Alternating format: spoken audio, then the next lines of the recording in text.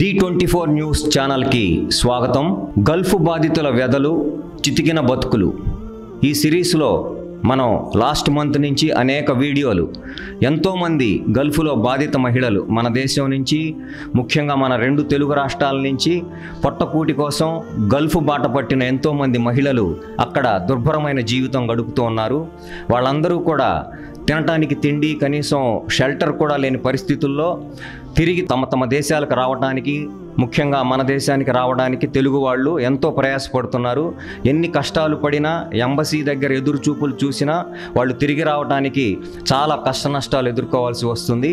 ఈరోజు మన స్టూడియోలో ఉన్నారు ఆంధ్రప్రదేశ్ రాష్ట్రంలోని అన్నమయ్య జిల్లా బి కొత్తకోట నుంచి మస్కట్ వెళ్ళిన 3 నెలలకే అక్కడ కష్టాలు భరించలేక ఎన్నో కష్ట నష్టాలు కోర్చుకొని కొంతమంది వ్యక్తులు చేసిన సహాయ సహకారాలతో మన దేశానికి తిరిగి వచ్చారు. ఆమె పేరు సుగుణ, బి కొత్తకోట, అన్నమయ్య జిల్లా. ఆమె మన స్టూడియోలో ఉన్నారు.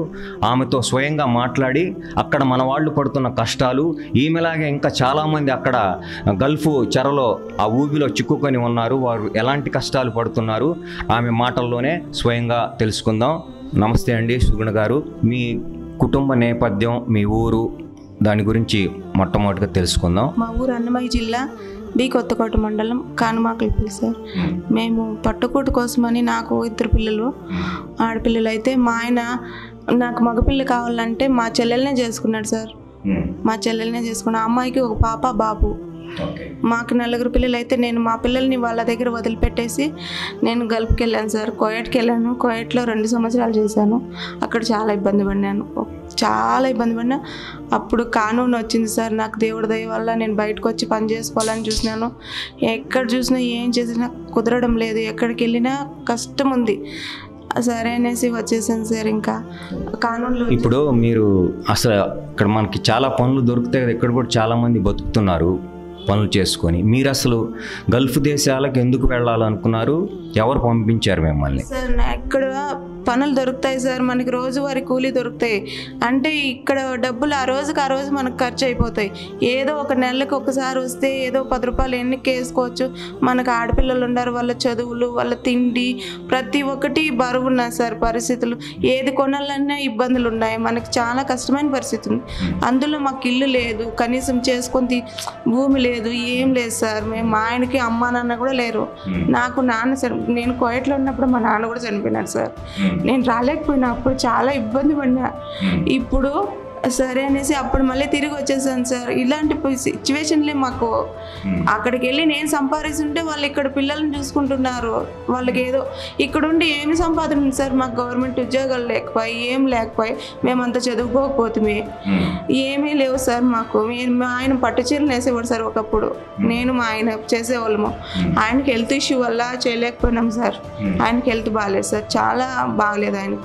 అయినా బయటికి వెళ్ళి పని చేసే పరిస్థితి ఏం లేదు. ఏదో చిన్నగా కూలి పనులు చేసుకొని పిల్లల్ని సాక్కోవాలంటే 4 పిల్లల్ని ఎలా సాక్కోవాలి సార్ మేము? ఏదో ఒకరన్నా ఇలా వెళ్తే ఆ చోటుగా ఉంటుంది కదా అని చెప్పి వెళ్ళాను సార్. వెళ్తే అది అక్కడ నరకం సార్. అస్సలు నేనైతే ఎంత ఘోరం నరకం పడినానంటే మామూలుగా కాదు సార్.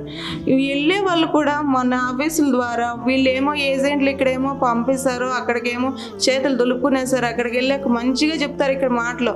అక్కడ వెళ్ళాక అస్సలు పట్టించుకోరు. ఫోన్లు కూడా బ్లాక్లోకి వేసుకుంటారు సార్. ఎవరికి చెప్పుకోవాలి మా బాధలు?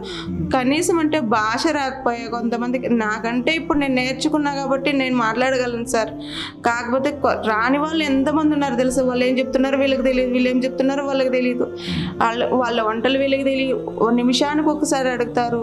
వాళ్ళ పిల్లలతో సహా ప్రతి ఒక్కరు ఎవరికి ఏది కావాలంటే అది వండి పెట్టాలి. ఏ టైంలో అంటే ఆ టైంలో. నిద్ర అనేది టైం ఉండదు అసలు. టైంకి భోజనం కూడా మనం అనుకుంటాం సార్, ఇక్కడ ఏదో లక్షలు సంపాదిస్తామని ఆస్తా పోతాం. కానీ ఆ నరకం కంటే ఈడ మనం గజ్జినీళ్ళు తాగడం బెస్ట్ అనిపిస్తుంది సార్. నిజంగా అంటే చాలా ఘోరంగా ఉంటుంది. ఇప్పుడు నేను ఉమానికి వెళ్ళి నేను 3 నెలలు ఇంకా చూస్తున్నాను సార్. పోయిన నాకు 20 రోజులకే నాకు హార్ట్ ప్రాబ్లం అని మెడికల్ ఫెయిల్ వచ్చింది సార్. వాళ్ళ ఇంటికి పంపుతామన్నారు. అక్కడి నుంచి నన్ను ఎవరైతే ఇంటికి తీసుకెళ్లారో తన ఇంటికి పంపించేశాడు, నన్ను ఆఫీస్కి పంపించేశాడు సార్. పంపించేస్తే రిటర్న్ తర్వాత ఏం జరిగింది, వీళ్ళు మెడికల్ చెకప్ చేయించిన తర్వాత నాకు రిపోర్ట్స్ ఇవ్వలేదు సార్. ఏంటి జబ్బు అని నాకు ఏజెంట్కి నేను అడిగి కనుక్కున్నా, ఎందుకన్నా నన్ను పంపించేశారు, నేను వచ్చింది పని చేసుకోవడానికి కదా, నన్ను ఎందుకు వాళ్ళు రిటర్న్ చేశారు, ఏం ప్రాబ్లం, నేను ఏం తప్పు చేశాను అని అడిగితే, అమ్మ నీకు హెల్త్ ప్రాబ్లం ఉంది. ఏం ప్రాబ్లం ఉంది నాకు హెల్త్కి అని అడిగితే, నీకు హార్ట్ ప్రాబ్లం అంటే నేను ఏమైపోవాలి, ఎక్కడ ఎందుకని వెళ్ళినా, నేను నా పిల్లలు సాక్కోవాలనే కదా నేను అంత దూరం వెళ్ళాను, నాకు ఎప్పుడు లైఫ్లో ఏ నొప్పి లేదు, మరి హార్ట్ ప్రాబ్లం ఇప్పుడు ఎందుకు వచ్చింది అని వాళ్ళతో కొట్లాడినా, ఏడ్చిన చాలా ఘోరంగా.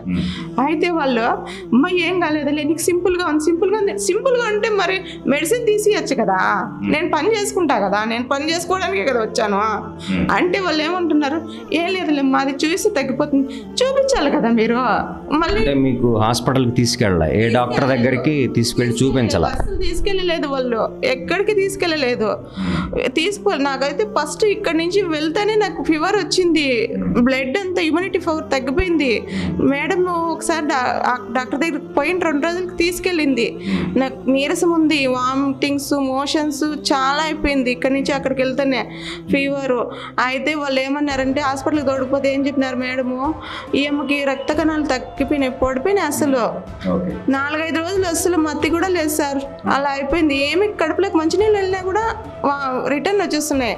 ఇంక నేను చచ్చిపోతానని భయపడిపోయినా నేను. ఇంక మళ్ళీ ఇప్పుడు హార్ట్ ప్రాబ్లం అంటే నేను బతుకుతాను, నా పిల్లల మొహం చూస్తాను అనుకున్నాను, భయం వేసేసింది నాకు. నేను అడిగిన మేడం నన్ను ఇంటికి పంపించండి, ఇంక మెడికల్ ఫెయిల్ అయిపోయినారు కదా ఇంటికి పంపించండి, నీకు డబ్బులు కావాలంటే నేను ఇంటికి వెళ్ళి ఏదో బాధపడుకొని నేను కడతానున్నా, నన్ను ఇంటికి పిలుచుకొని నా బిడ్డల మొహం అన్నా చూసుకుంటాను. మా అమ్మ ఉంది సార్, మా అమ్మ నాన్న అంటే ప్రాణం, నాకు నాన్న లేడు, మా నాన్నమ్మ ఉంది, ఆమెకు వయసు అయిపోయింది, మా అమ్మని నేనే చూసుకోవాలి, అందరినీ నేనే చూసుకోవాలి, మా ఆయన కూడా నేనే దిక్కు సార్, నేను లేకపోతే మస్తు ఎవ్వరు ఉండరు మా ఇంట్లో. అన్నిటికీ మా నాన్న చనిపోయిన రోజు కూడా మాకు ఎవరో ఒకరు భయం ఉన్నారు సార్. నేను అక్కడి నుంచి డబ్బులు పంపిస్తే ఇక్కడ మా నాన్న దానం చేశారు, దివసాలు చేశారు సార్, అంత ఈయన పరిస్థితి మాకు, అందుకనే వెళ్ళాను నేను. అలాంటి పరిస్థితుల్లో మాకేమన్నా కానీ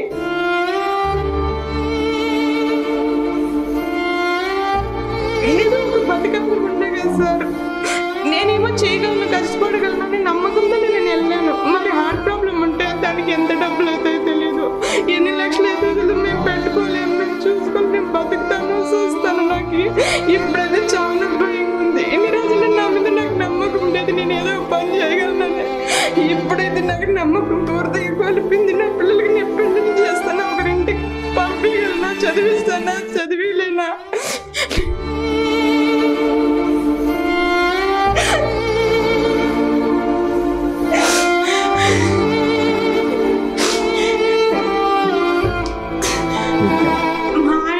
బాగాలేదు సార్, ఆయనకి ఆపరేషన్లు అయినాయి, ఆయనకి హెల్త్ బాగలేదు. నాకు బేబీస్ పుట్టేటప్పుడు 2 సార్లు సిజేరియన్ ఆపరేషన్, నడుము నొప్పి ఒకటి వచ్చేసింది. ఇప్పుడు హార్ట్ ప్రాబ్లం అంటే నేనేం చేయాలి, నాకేం అర్థం కాల. ఇంటికి వెళ్ళి నేనేం పని చేసిన పిల్లల్ని సాక్కోవాలా, నాకేం ఎప్పుడు నేను ఇక్కడికి రావడానికి కూడా వాళ్ళ హెల్ప్ చేయకుండా నేను అసలు రాలేను, నా పిల్లలు మా కూడా చూడలేదు సార్. మీకు తిరిగి రావడానికి ఎవరు హెల్ప్ చేశారు? ఏం చేశారంటే నాకు హెల్త్ ప్రాబ్లం అని చెప్పాను కదా సార్, వాళ్ళు ఏం చేశారంటే ఆఫీస్కి తోడుకొచ్చి వదిలేశారు.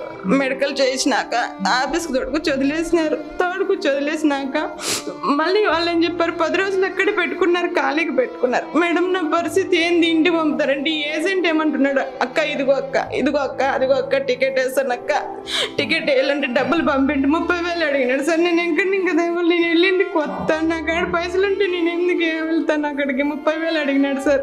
నేను మాకు తెలిసిన వాళ్ళు చాలా మందిని అడిగినా, ఎవరు నాకు 10,000 కూడా ఇవ్వలే. అలాంటి పరిస్థితి అయిపోయింది నాకు. తర్వాత నేనేం చెప్పినానంటే, అన్న నేను ఇంటికి వచ్చేసి నీ అప్పు తీర్చే మళ్ళీ వెళ్తానన్న, మా ఇంటికి కూడా నన్నైతే ఇండియాకి పిలిపించన్నా, నేను మళ్ళీ ఇక్కడ ఏదన్నా అయిపోతే ఏ టైంలో ఏం జరుగుతుందో తెలియదన్నా అని చెప్పి. ఆడ ఎంత పెద్దలైనా ఒకరే ఉంటారు సార్, పని మనిషి తోడు మాట్లాడుకోవడానికి కూడా నైట్ టైంలో వాళ్ళ రూమ్లో వాళ్ళు ఉంటారు, నా రూమ్లో నేను ఉంటాను.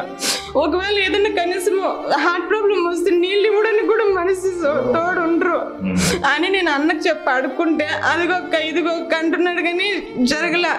వాళ్ళు ఏం చేస్తున్నారు, మేడం వాళ్ళు అక్కడ వాళ్ళు ఉమాని మేడమే, ఆమె ఏం చేసింది, సరేలే నువ్వు అయితే వాళ్ళ ఇంటికి 10 రోజులు వెళ్ళమ్మా, నేను 10 రోజుల లోపు మీ ఏజెంట్తో మాట్లాడేసి టికెట్ వేసేస్తాను, నువ్వు ఊరికి ఖాళీకి ఎందుకు ఉంటావు, నీకు ఖర్చులకు డబ్బులు వస్తాయి కదా అనింది. సరే మేడం అని వెళ్ళా. నేను వెళ్తే వాళ్ళు వాళ్ళ దగ్గర 1500 డబ్బులు తీసుకున్నారండి సార్. అక్కడ డబ్బులు 1500 అంటే ఇక్కడ డబ్బులు సుమారు 3.5 లక్షలు సార్ తీసుకున్నారంటే ఆ విషయం నాకు తెలీదు సార్. వాళ్ళు ఏం చేసినారు, తీసుకున్న తర్వాత వాళ్ళు మాట్లాడుకున్నారు. నన్ను 10 రోజులు అన్నారు కదా, నెల చేసాను సార్. నేను నెల కూడా పని చేసా వాళ్ళ ఇంట్లో చేసి, సార్ నా శాలరీ ఇవ్వండి అని అడిగితే నీ శాలరీ ఇస్తాను అంటున్నాడు కానీ నాకైతే ఇవ్వలే. నేను మేడం కాల్ చేసి అడిగిన, మేడం ఏంది నా పరిస్థితి, ఏంది నాకు ఇంటికి డబ్బులు ఇన్ని రోజులు అయింది వచ్చి ₹1 పిల్లలకి వేయలేదు, నేను కష్టపడుతున్నా కదా, నన్ను ఇంటికన్నా పంపించండి లేకపోతే శాలరీ ఇవ్వండి, ఏంది నా పరిస్థితి, ఆ శాలరీ డబ్బులు తీసుకోండి మీరే, నన్ను అయితే ఇంటికి పంపించండి అని నేను అడిగితే వాళ్ళు ఏమన్నారంటే ఇదిగో అదిగో అంటున్నారు కానీ వాళ్ళు పట్టించుకోవడం లేదు. అసలు మెసేజ్ పెట్టినా ఫోన్ చేసినా రిసీవ్ చేయడం లేదు సార్. వాళ్ళు అస్సలు పట్టించుకోరు వాళ్ళు. అలాగే పని చేస్తున్నా. నాకైతే మంచిలే దొరికింది సార్. నాకు ఇంట్లో అయితే ప్రాబ్లం లేదు, వాళ్ళ ఇంట్లో అయితే నాకు ఏమి ఇబ్బంది లేదు. నేనైతే పని చేసుకుని నాకు భాష వస్తుంది, నేను పని చేసుకుంటున్నా. చిన్న పిల్లలు 2 ఉన్నారు, వాళ్ళని చూసుకొని ప్రతి ఒక్క పని నేను చేసుకుని, వంట చేయడము, క్లీనింగ్, పెద్ద ఇల్లు సార్ అయినా కూడా నేను క్లీనింగ్ చేసుకుంటున్నా. టైం నిద్ర ఉండదు, అదంతా నేను భరాయించుకున్నా. ఎందుకంటే నా పిల్లల కోసం ఏదో ఇలా వెళ్ళకూడదు తిరిగి. ఏదో మా పిల్లకి ఇప్పుడు 16 సంవత్సరాలు సార్, ఇంకొక 2-3 సంవత్సరాలు పెళ్లి చేయాలి. ఈ కాలం ఆడపిల్లల పరిస్థితి ఎలా ఉంది చెప్పండి. నేను పెళ్లి చేసుకోవాలంటే మాకు ఏ ఆర్థిక సాయం చేసే వాళ్ళు కూడా లేరు, ఎవరు మాకు ఏమీ లేవు సార్. అసలు అలాంటి క్లిష్ట పరిస్థితుల్లో ఏదో అక్కడికి వెళ్ళి ఏదో బంగారు చెవుల్లోక ఏదో చేసుకుందాం, నా పిల్లలకి ఒక అయ్య చేతిలో పెడితే నా బిడ్డ భవిష్యత్తు బాగుంటుంది ఆస్తోనే కదా ఇంత బాధపడింది. ఇప్పుడు ఆడికి వెళ్ళాక ఇట్లా అయిపోయింది సార్. వాళ్ళకి డబ్బులకైతే పెట్టేశారు. వాళ్ళు ఏమంటున్నారు, సార్ నేను వెళ్ళిపోతాను, నేను ఎంబసీకి వెళ్తాను సార్ పంపిండి అంటే వాళ్ళు ఏమంటున్నారు, మీరు వాళ్ళు డబ్బులు ఇచ్చేదాకా నేను పంపను అంటున్నారు. మరి నేను ఎక్కడికి వెళ్ళాలి, నేను ఎవరికి చెప్పుకోవాలి నా బాధ? అట్లా వాళ్ళ ఫోన్లు ఎత్తురు, పట్టించుకోరు. వీళ్ళు శాలరీ ఇవ్వరు, పట్టించుకోరు. నేను వెళ్తానంటే పంపరు. మరి ఏం చేయాలి నేను? అప్పుడు నాకు దిక్కు తెలియని పరిస్థితుల్లో నేను ఏం చేసినానంటే ఒకరోజు ఎంబసీకి వెళ్ళిపోయాను సార్. మన ఇండియాకి ఎంబసీకి వెళ్ళిపోయి నేను కేసు పెట్టేశాను. మ్యామ్ నా పరిస్థితి ఇది, ఇట్లా అయిపోయింది, నా సిచ్యువేషన్ ఇది అని చెప్పంటే వాళ్ళు అంటున్నారు కొద్ది రోజులు వెయిట్ చేయమ్మా. చాలా మంది ఉన్నారు నాలాంటి వాళ్ళు, నేను ఒక్కటే కాదు సార్, చాలా ఘోరంగా ఉంది సార్. మిమ్మల్ని ఎంబసీ దగ్గర అరెస్ట్ చేశారని విన్నాము మన బాధితులు చాలా మంది మహిళలను. నేనున్నాను, నాతో పాటు 10 మంది అరెస్ట్. అది వాళ్ళు రూమ్స్ ఇస్తారు సార్, రూమ్స్కి వెళ్ళొచ్చు.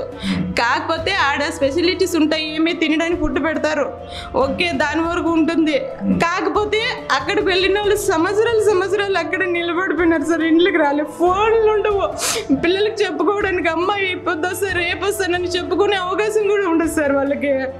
ఏదో బయట ఉంటే వైఫై ఆడన్నా వస్తుందేమో, మాకు సిమ్లు ఏమి లేవు సార్. అక్కడ సిమ్లు లాగేసుకుంటున్నారు వాళ్ళు, ఇవ్వరు మాకు సిమ్లు. ఇంట్లో ఓన్లీ వాట్సాప్ ఏమో క్రియేట్ చేసుకోవచ్చు, వాళ్ళ ద్వారా మాట్లాడుకోవచ్చు, కానీ వైఫై ద్వారా మాకు సిమ్లు ఉండవు సార్ మా పేరు మీద.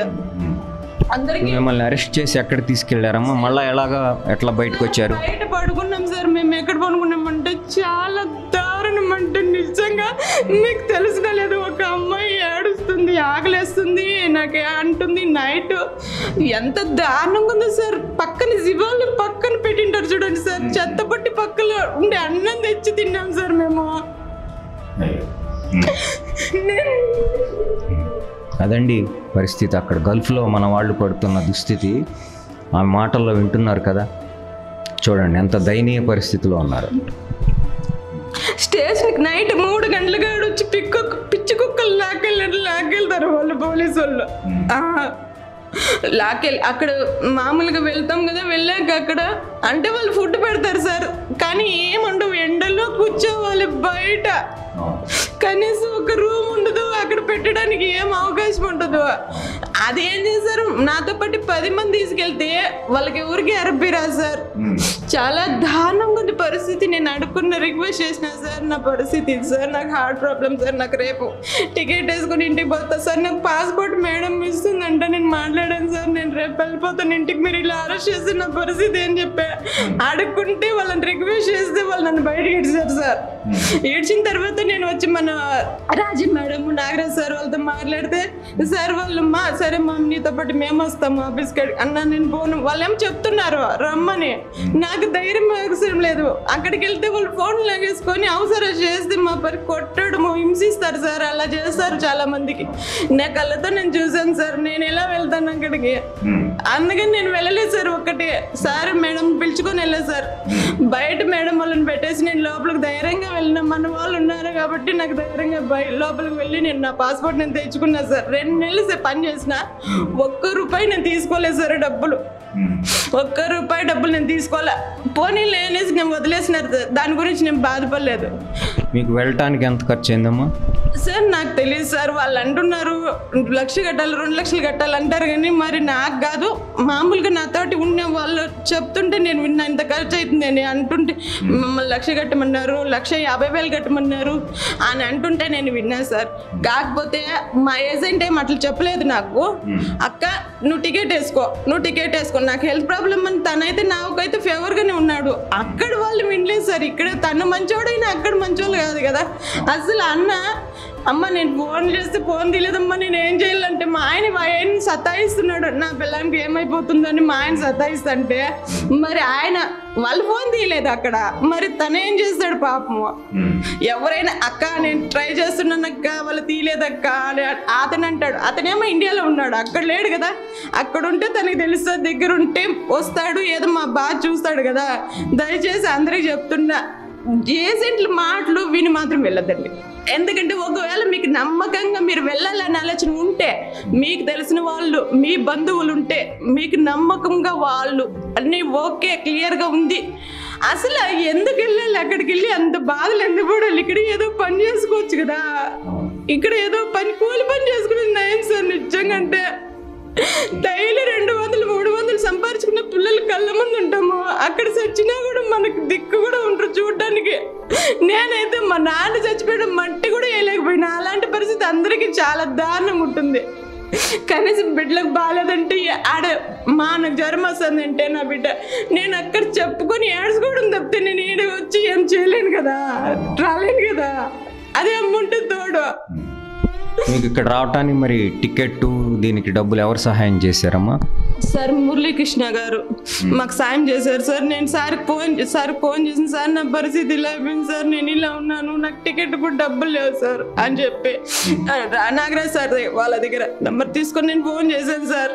వాళ్ళు నాకు పాస్పోర్ట్ సార్ మేడం వచ్చి, రాజీ మేడము నాగరాజ్ సార్ వచ్చి పాస్పోర్ట్ తీసుకొచ్చాం సార్.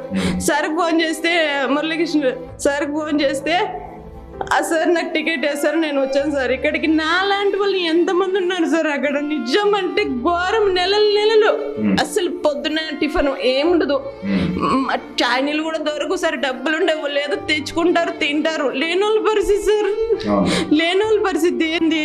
ఆడ సముద్రం పక్కలో సార్ ఒక బీచ్ ఉంటే అక్కడ పనుకుంటున్నారు సార్. చాలా దారుణం అసలు. ఈ బంగ్లాదేశ్ వాళ్ళు వీళ్ళు పిచ్చి కుక్కల మాదిరితో ఎవరు దొరుకుతారో, ఎట్లా ఇక్కడ దొరికిపోతాం అక్కడ. సార్ మీకు తెలుసో లేదో, అన్నం కోసం వాళ్ళు పక్కల పడుకొని సంసారాలు చేస్తున్నారు సార్. ఆడపిల్లలు ఎంత ఘోరకుంటే చూడాలి సార్ అక్కడ, చాలా దారుణం సార్ అసలు. అమ్మ ఎప్పుడెప్పుడు మేము ఇంటికి వెళ్ళిపోతామని ఎంతమంది కానీ ప్రయత్నం చేస్తున్నారు. చచ్చిపోవాలనే వాళ్ళు, సముద్రంలో దూకాలనే వాళ్ళు, ఏందో ఒక ఆశ, నా ఇంటికి వెళ్ళాలి, నా పిల్లల్ని చూడాలని ఒక చిన్న ఆశతోనే ఉన్నారు సార్ వాళ్ళు. చాలా దారుణం. నేనైతే బయటపడిన సార్ వాళ్ళ వల్ల. అక్కడ ఎంతమంది మగ్గుతున్నారంటే మరీ దారుణం సార్. అమ్మా అన్నీ చూసి నాకు ఈ పెయిన్ ఇంకా ఎక్కువ అయిపోతుంది, భరాయించలేకపోతున్నా సార్. నిజంగా నేను ఆ వేడి ఎలా ఉంది తెలుసా అక్కడ బయట, చాలా దారుణం ఉంది. 50-60 డిగ్రీలు ఉంటుంది ఎండలు, బొగ అంటే బొబ్బలు వస్తున్నాయి సార్, మనుషులకు ఒళ్ళంత గుల్లలు వస్తున్నాయి సార్. అంత దారుణంగా ఉంటాయి ఎండలు, చాలా దారుణం ఉంటుంది అసలు. ఆ ఎండలోనే ఎంతెంత చెత్తలు నూకాలి బయట, అసలు మట్టి కనీసం ఇంత మట్టి కూడా ఉండకూడదు సార్, అంత నీట్గా చేయాలి పని. అస్సలు ఎంతమంది అయితే ఉంటారు, 20 మంది ఉండాలి, 20 మందికి చేయాల్సిందే పని. మనము ఎవరు ఏదడితే అది చేసి పెట్టాల్సిందే. అంత చేసినా కూడా నెల 10 శాలరీలు ఇచ్చేదానికి మాకు ఆ శాలరీ కోసమే ఇంత తాపత్ర పడతాం కదా. ఆ రోజు ఎంత సతాయిస్తారు తెలుసా, దానికోసం ఎన్నో. ఎందుకు మనం అక్కడికి వెళ్ళి ఇబ్బందులు పడడము? సరే, ఇప్పుడు మీలాగా చాలామంది ఆ గల్ఫ్లో జరుగుతున్న దారుణాలు తెలియక ఏదో పిల్లల్ని చదివించుకుందామనో చాలామంది వెళ్దాం అనుకుంటున్నారు. ఇప్పటికి కూడా ఇంకా వెళ్తున్నారమ్మా. ఎన్ని మోసాలు బయటపడ్డా ఇంకా వెళ్ళే వాళ్ళు ఉన్నారు. వాళ్ళందరికీ మీరు ఏం చెప్తారు? ఒకవేళ మేము పెద్దదిగా వచ్చినది నేను అనుభవంతో చెప్తున్నా. నేను 1 రోజు 2 రోజులు కాదు, 6 సంవత్సరాలు ఉన్నాను. కానీ నా పిల్లల కోసమని నేను భరాయించిన బాధనైనా తట్టుకున్నాను. కానీ చెప్తున్నా, దయచేసి గల్ఫ్ కంట్రీకి వెళ్దామన్న ఆలోచనే మెయిన్లో ఇంకా తీసేయండి. ఒకవేళ వెళ్ళాలి అనుకుంటే, మీరు అలాంటి పరిస్థితి మీకు ఉంటే వెళ్ళినాక అక్కడ ఏ ప్రాబ్లం వచ్చినా తట్టుకునే ధైర్యం కూడా ఇవ్వండి. బయటకైతే వెళ్ళొద్దండి. మీరు ఎక్కడికైతే వెళ్తారో వెళ్ళినప్పుడు కూడా మీకు నమ్మకమైన వాళ్ళు, మీకు బాగా ఏదో ఇవి గవర్నమెంట్ జాబ్లు, ఎడ్యుకేటెడ్ జాబ్లు ఇవి పర్లేదండి, దయచేసి అవేం ప్రాబ్లం ఉండదు. ఈ ఇండ్ల పనులకి ఇలా వెళ్ళే వాళ్ళకి మాత్రం చెప్తున్నా, తెలియక అక్కడ గురించి తెలుసుకొని వెళ్ళండి. దయచేసి తెలుసుకొని వాళ్ళ గురించి తెలుసుకొని వెళ్ళండి. ఎవరైనా మీకు అక్కడ ఉండే వాళ్ళు నమ్మకంగా మేము ఉండామమ్మా, నీకేం బాధ వచ్చినా అనే వాళ్ళు అక్కడ ఉంటేనే వెళ్ళండి, లేకపోతే వెళ్ళొద్దు. ఇదండి, విన్నారుగా గల్ఫ్ బాధితుల వ్యధలు, గాథలు. పుట్టలోంచి పాములు బయటకు వచ్చినట్టు గల్ఫ్ చెర నుంచి ఒక్కొక్కళ్ళు ఏదో రకంగా బయటపడుతున్నారు. వాళ్ళు చెప్తున్నాయి వింటుంటే ఎంతో హృదయ విదారకంగా ఉంది. ఉన్న దేశంలో ఉన్న ఊరిలో పనిచేసుకొని హాయిగా బతకొచ్చు, కానీ ఏదో చిన్న ఆశతో వెళ్ళే వాళ్ళని ఏజెంట్లు చేసిన మోసాలతో కానీ, లేదా అక్కడికి వెళ్ళిన తర్వాత యజమానులు పెడుతున్నటువంటి బాధలు కానీ, వీటన్నింటినీ భరించలేక తిరిగి వద్దాం అనుకుంటున్నారు. సో ఇంకా చాలామంది ఇంకా రావడానికి ప్రయత్నిస్తూనే ఉన్నారు. వచ్చిన తర్వాత వాళ్ళని కూడా మనం ఇంటర్వ్యూ చేద్దాం. ఒక్కొక్కళ్ళ కథని ప్రేక్షకులకి, మన D24 ఛానల్ అభిమానులకి, ప్రేక్షకులకు అందించడమే మా బాధ్యతగా స్వీకరించాం. సో ఇది ఈనాటి కథ.